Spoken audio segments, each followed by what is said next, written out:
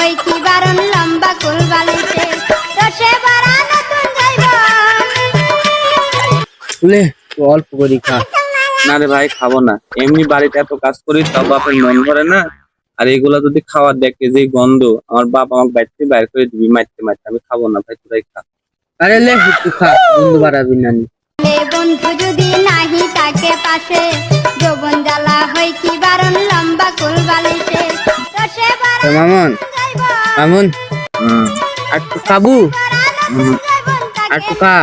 চলে এ বন্ধু চ ইসা আন্দার দেশে চলে গেছে, একসাথে থাকলে ফাঁসি যাবো আমরা, আমরা চলে যাই।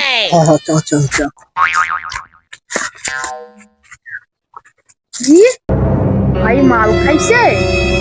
আর যাই আব্বাক ডাইকে নিয়ে আসি। আব্বা আব্বা আব্বা, বড় ভাই ওটি মাল খায় পড়ে আছে। কি শালার বেটা কাজ না কাম না মাল খাইছে, চল।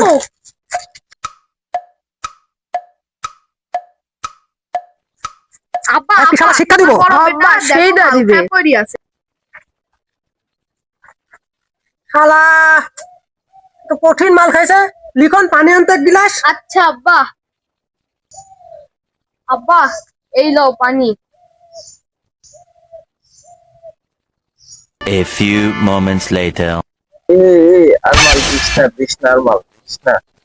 আপু মারবি, বাড়িতে গেলে খুব গন্ধ রে, মালে খুব গন্ধ বের হচ্ছে। আর দিস না, আর মাল খাবো না।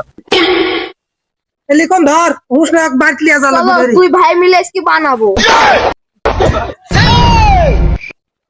আমি আর জীবন একটা বিড়ি খাইনি, আর আমার সাল মাল খাইছে, আমার টাইনি লিয়া জ্বালা লাগে। আমার আব্বা আমাকে বিয়াতে না খালি কাজ করায় আর তো ধরি মারে। এত কাজ করি আমার নাম হয় না।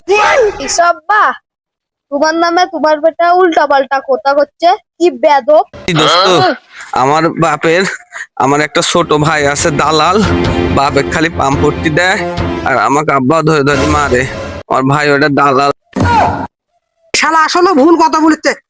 হ্যাঁ, চল চল।